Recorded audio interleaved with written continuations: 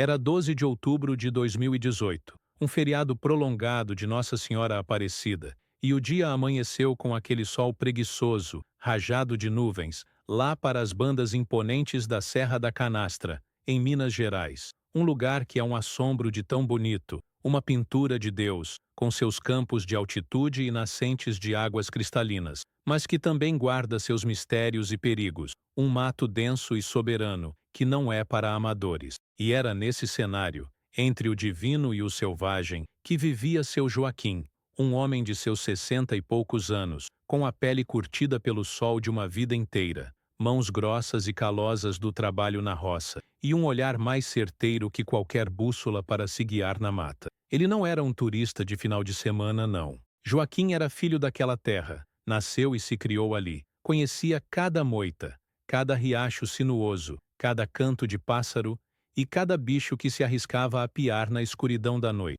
Naquela sexta-feira, como era seu costume sagrado, levantou-se antes que o primeiro galo ensaiasse seu canto, ainda no breu da madrugada. Passou aquele café preto, forte e amargo, do jeito que gostava, e chamou seu parceiro inseparável de quatro patas, o fiel, um vira-lata de pelo amarelado e um olhar de uma lealdade que pouca gente conhece. A esposa, ainda sonolenta na cama, recomendou com a voz mansa para ele não demorar, que o almoço daquele feriado ia ser especial, um frango caipira com quiabo que ele tanto gostava. Ele apenas sorriu de canto, um sorriso que já dizia tudo. Pegou sua espingarda velha, de um cano só e coronha gasta, ajeitou o facão afiado na cintura e disse: "É só uma voltinha para espantar o tédio, antes do meio-dia tô de voltar."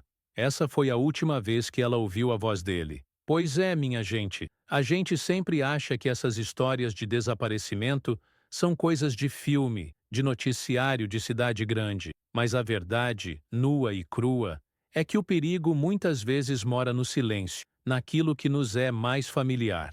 A gente acredita tanto que conhece o nosso quintal, que se esquece que o quintal tem vontade própria, tem suas armadilhas, e a dor maior, aquela que rasga a alma, não é a perda confirmada, é a dúvida, é o sumiço sem rastro que deixa um buraco na vida da família. Mas se segure aí, porque o que aconteceu naquela serra vai te mostrar que a resposta para muitos mistérios pode estar bem na nossa frente, latindo e abanando o rabo, e que às vezes a tecnologia mais moderna do mundo precisa da ajuda do instinto mais antigo para funcionar. O sol subiu, a pino, castigando a terra. O meio-dia chegou. O cheiro do almoço se espalhou pela casa, e nada do seu Joaquim. A esposa começou a sentir o coração apertar.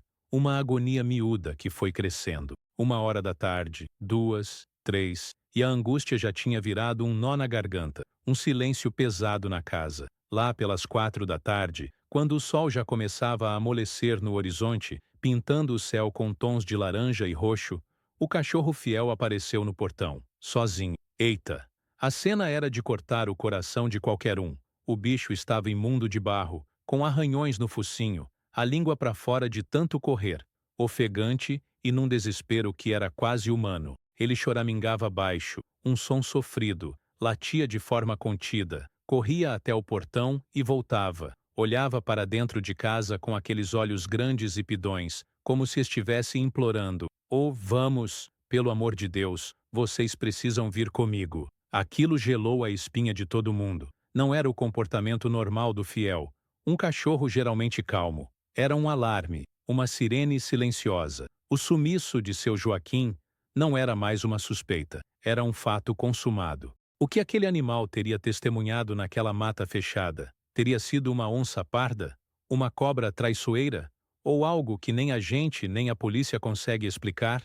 A noite caiu como um manto pesado e úmido sobre a pequena propriedade. A escuridão engoliu as formas da serra, trazendo consigo o coro dos grilos e o medo do desconhecido. Os vizinhos mais próximos foram chegando, um com um lampião a querosene, outro com uma lanterna de pilha. Começava ali, de forma improvisada e cheia de boa vontade, a primeira busca. Uma cena que infelizmente se repete em tantas histórias de desaparecidos pelo Brasil afora. Homens simples, do campo, acostumados com a lida, mas agora enfrentando a mata com um propósito diferente, mais urgente. Embrenharam-se na escuridão, gritando o nome do amigo. É Joaquim! Ô Joaquim! Esperando um eco, uma resposta que não vinha. O fiel ia na frente, agoniado, puxando a barra da calça de um, correndo na frente de outro, tentando guiar o grupo. Mas na confusão da noite, no desespero do momento, ninguém deu a devida atenção aos sinais insistentes do cachorro. Eles seguiram pelo caminho que Joaquim costumava fazer. A trilha batida, o lugar mais óbvio, mas o cachorro teimava em puxar para um lado completamente diferente. Uma área de mata mais fechada, de acesso mais difícil. Ninguém entendeu. Pensaram que o bicho estava só assustado, desorientado pela falta do dono. Mal sabiam eles que estavam ignorando a única testemunha ocular daquele desaparecimento. Os dias que se seguiram foram um borrão de buscas infrutíferas, de esperança se esvaindo e de desespero se instalando. A polícia foi chamada, os bombeiros chegaram com suas viaturas, cães farejadores treinados, equipamentos de rapel, mapas topográficos. A investigação de desaparecimento começou oficialmente. Sobrevoaram a área com um helicóptero, mas a copa das árvores da canastra é um tapete verde, denso e impenetrável, que esconde todos os segredos do solo. Os cães da polícia até pegaram um rastro inicial na saída da casa, mas ele se perdia misteriosamente perto de um riacho, como se Joaquim tivesse simplesmente evaporado no ar. As teorias começaram a surgir, cada uma mais aflitiva que a outra. Teria ele sofrido um mal súbito, um ataque cardíaco fulminante? Mas e o corpo? Teria sido atacado por um animal selvagem? Os peritos explicaram que nesse caso seria preciso encontrar vestígios, sangue, roupas rasgadas, e não havia nada. Absolutamente nada. Aquele sumiço sem explicação estava virando um dos casos não resolvidos mais comentados da região. A família já não sabia mais o que fazer. A cada dia que passava, a esperança, que é teimosa, minguava um pouquinho. E no meio de todo aquele caos, da movimentação de uniformes e da angústia da família, o fiel não desistia. Todo santo dia, o cachorro repetia o mesmo e exaustivo ritual. Saía de manhã bem cedo, corria até uma área específica da mata, uma que ninguém tinha dado muita bola, e voltava só no final da tarde, exausto, sujo e visivelmente frustrado. Ele emagreceu, o pelo perdeu o brilho, os olhos pareciam fundos. O bicho estava de luto, mas era um luto ativo, um luto de quem ainda tinha uma missão a cumprir. Foi aí que entrou em cena o neto do seu Joaquim, o Lucas, um rapaz de 20 e poucos anos que tinha vindo da cidade grande para ajudar a família. Ele era diferente do pessoal da roça, vivia com o celular na mão, entendia de tecnologia, de aplicativos, de GPS. Enquanto todos viam no fiel apenas um cachorro sofrendo a ausência do dono, Lucas viu algo mais, um padrão. Ele começou a observar o comportamento do animal com outros olhos, com a curiosidade de quem tenta decifrar um código. Por que ele sempre ia para aquele mesmo lugar? Um lugar que não era trilha de caça, não tinha um pé de fruta, nada que justificasse a insistência. Era só mato fechado. A curiosidade do rapaz foi mais forte. Ele teve uma ideia que, a princípio, muitos acharam bobagem, perda de tempo, mas que mudaria o rumo daquela história e de todos os casos reais de desaparecimento que ele veria dali para frente. Lucas pegou seu smartphone, abriu um aplicativo de mapeamento por satélite e decidiu seguir o fiel, marcando o trajeto exato que o cachorro fazia, como um detetive rastreando um suspeito. Um dia, 2 dias, 3 dias, e o padrão se confirmou de forma irrefutável na tela do celular.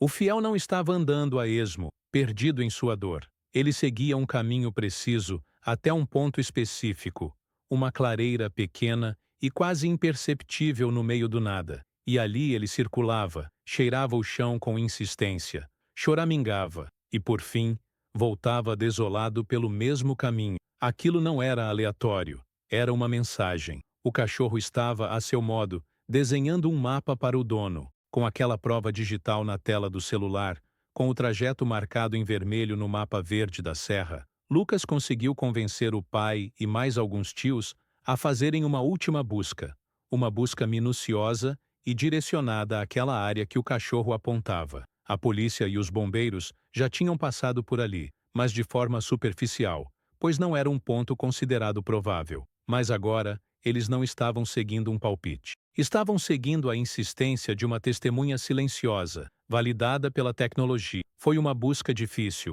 O mato era fechado, cheio de espinhos que rasgavam a roupa e a pele. Eles andaram por horas, abrindo caminho a facão. O fiel ia na frente, mais animado do que nos últimos dias, latindo de vez em quando, como se soubesse que finalmente tinha sido compreendido. E então, eles encontraram. Não era o seu Joaquim. Era o chapéu dele, um chapéu de palha surrado, caído ao lado de uma formação rochosa que parecia um paredão comum, mas que, olhando de muito perto, tinha uma fenda estreita, quase invisível, coberta por samambaias e vegetação. Era a entrada de uma pequena gruta, uma caverna que não constava em mapa nenhum. O coração de todo mundo disparou. Aquele era um sinal claro, a primeira pista concreta em dias de agonia. A investigação do desaparecimento finalmente tinha um rumo. Eles chamaram os bombeiros de volta, mas desta vez com um local exato para procurar. A equipe de resgate, especializada em espaços confinados, entrou na fenda com capacetes, lanternas e equipamentos de segurança. A gruta era pequena, apertada, e logo na entrada, encontraram a espingarda e o facão de seu Joaquim, encostados na parede de pedra. Mais adentro, numa escuridão fria e úmida, eles o encontraram. Seu Joaquim estava vivo, extremamente debilitado, desidratado, com uma perna quebrada, mas vivo. O que tinha acontecido era uma daquelas fatalidades que o destino prega. Ele viu um tatu-peba entrando naquela fenda e, na curiosidade de caçador, resolveu entrar para ver.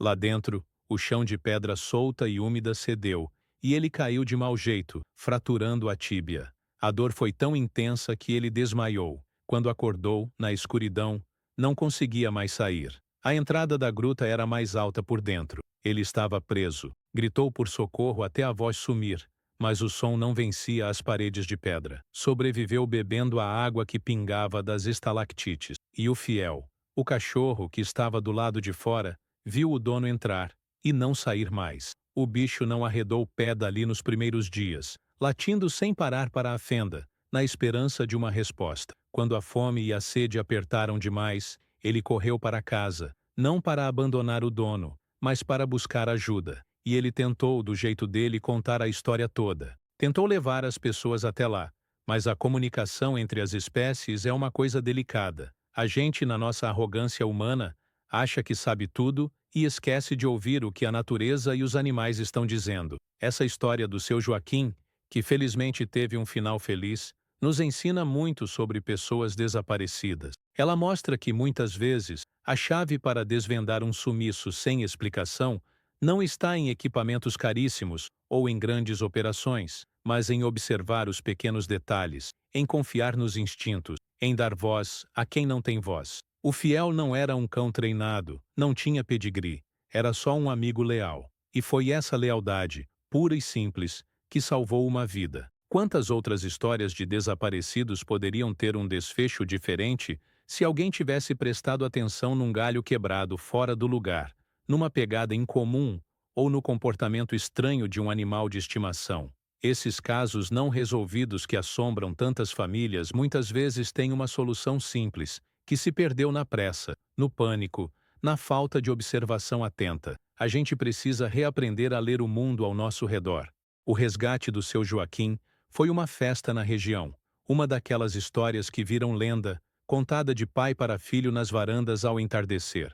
Mas para Lucas, o neto, foi mais do que isso. Foi uma lição de vida. Ele entendeu que a tecnologia que ele tanto amava não era nada sem a sabedoria ancestral, sem o instinto que o fiel carregava no sangue. A união perfeita dos dois mundos, o GPS do século XXI e o latido desesperado de um cachorro, foi o que resolveu aquele quebra-cabeça angustiante. O bicho não fala, minha gente, mas ele conta a história toda para quem sabe escutar. O que fica de lição para todos nós é a importância de manter a calma em situações de desespero e, principalmente, de observar. Se um dia alguém que você ama sumir, respire fundo e olhe ao redor. Os sinais estão lá.